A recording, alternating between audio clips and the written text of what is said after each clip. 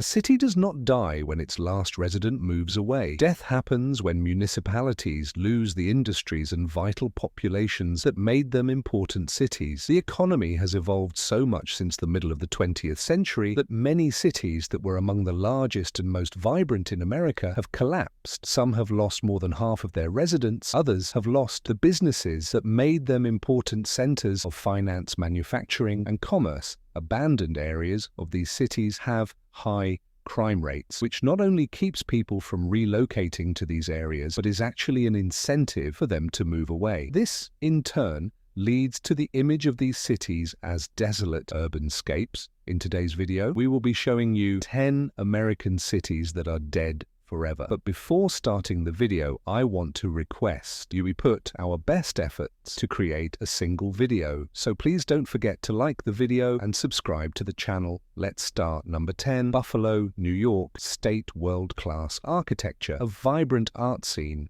thriving neighborhoods, and a resurgent waterfront. It's all in Buffalo, a classic American city undergoing a 21st century renaissance in 1900. Buffalo was the 8th largest city in America. It was located on one of the busiest sections of the Erie Canal, the terminus of the canal on the Great Lakes, thanks to its location. Buffalo had huge grain milling operations and one of the largest steel mills in the country. Buffalo prospered during World War II, as did many northern industrial cities after the World War II. The manufacturing plants returned to the production of cars and industrial goods. The population rose to more than 500,000 in the mid-1950s. It is half that today. Buffalo was wounded irreparably by the deindustrialization of America. Number 9, Flint, Michigan. Flint is an industrial city in northwest of Detroit in Michigan. It was the home of many General Motors factories, including the Buick. World headquarters, Flint, has fallen on hard times over the past 30 years due to the decline of the American automotive industry, the equivalent of municipal bankruptcy in 2002. The city had almost 200,000 residents in 1960 and has fewer than 100,000 today. The downfall of Flint can be described in a sentence in 1960. General Motors employ 880,000 people in Flint, and it employs fewer than 8,000 today. Flint was the headquarters of General Motors' Buick division for years, but these operations were moved to Detroit in 1998. Number 8, Hartford, Connecticut. Hartford is the capital city of the Connecticut, and Hartford is one of America's oldest and most historic cities. The city was once the insurance capital of the world. In 1950, the city's population peaked at more than 177,000 and has dropped to 124,000. Recently, Hartford was beyond being an insurance center, also home to a number of manufacturing and publishing businesses. Hartford lost some of its insurance firms as they moved to new locations, primarily because of consolidation in this sector. 0.5 large financial firms have downsized their workforces. These include MetLife, Seeger, Lincoln, Financial Mass, Mutual, and perhaps most depressing of all, the Hartford. Number 7, Cleveland, Ohio. This major American city is facing a crisis as one of its most important assets faces destruction, facing a lot of risks. Cleveland became a major port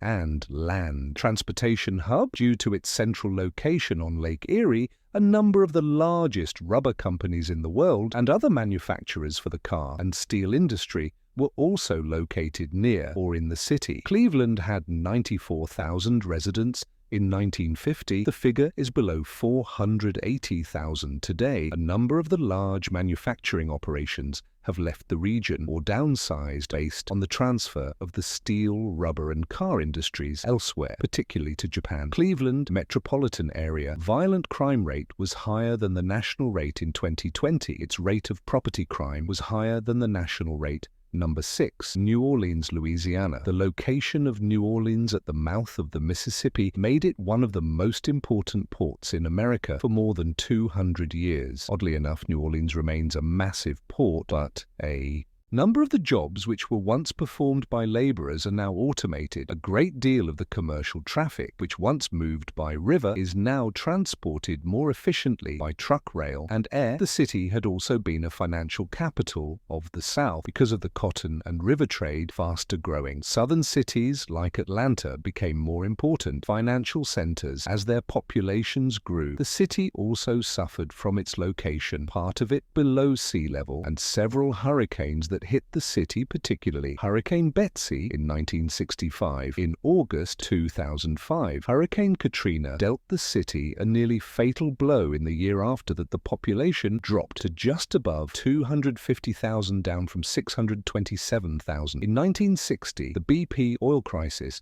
has already begun to damage what might have been a net recovery post-Katrina. Number 5. Detroit, Michigan. The Motor City was the 5th largest city in America with a population of almost 1.9 million. In 1950, the number of residents increased sharply from the 1920s when Henry Ford created the assembly line and set a wage of $5 a day. Workers streamed in from the Deep South and other parts of the Midwest. The huge car companies became defense contractors during World War II. Detroit's demise began with the rise of Japanese imports in the 1970s. The Arab oil embargo increased the appetite of U.S. consumers for high-mileage cars. The Big Three built products that were acceptable to consumers until they saw higher-quality Japanese cars, which began to flood the markets in great numbers. In the 1980s, Detroit's car manufacturing base was nearly destroyed, symbolized by the Chapter 11 filings of General Motors and Chrysler. Number 4. Albany, New York State. It was once one of the largest inland ports in the world, sitting near the place where the Hudson River meets the Erie Canal. This helped it become a major center for finished lumber and ironworks, perhaps because of the influence of the politicians who worked in the city. Several universities and colleges were built there. The city's manufacturing industry helped the population to rise to 134,000 in 1950.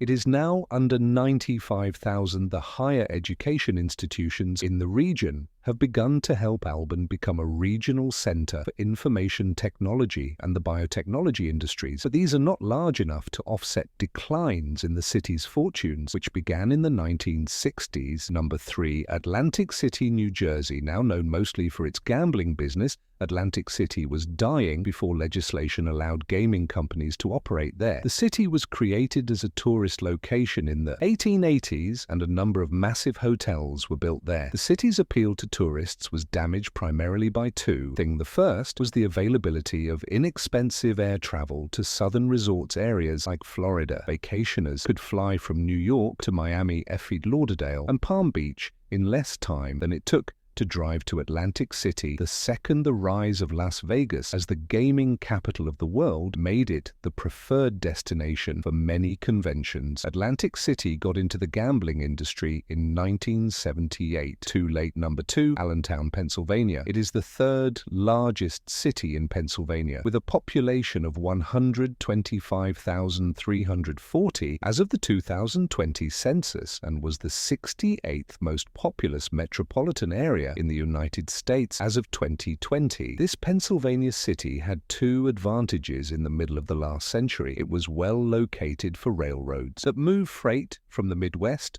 through Pennsylvania and New Jersey to the eastern seaboard. Its proximity to iron ore made it a major manufacturing center and refiner, much like Bethlehem to its east and Pittsburgh to its west. Like many other northeastern manufacturing cities, Allentown watched its major product, in this case steel, being produced in greater and greater volumes and at lower prices in Japan. Number 1, Galveston, Texas. This Texas city was one of the largest ports in the U.S. 100 years ago. It was also the location of one of the greatest natural disasters in American history in 1900. A hurricane killed between 6,000 and 8,000 people. Galveston was also a major military recruitment center during World War II. The cause of Galveston's demise is unique. It had become something of the Sodom and Gomorrah of the southern U.S. There was a large gambling industry there, some of it illegal, which was controlled by criminals. In the late 1950s, Texas state authorities successfully attacked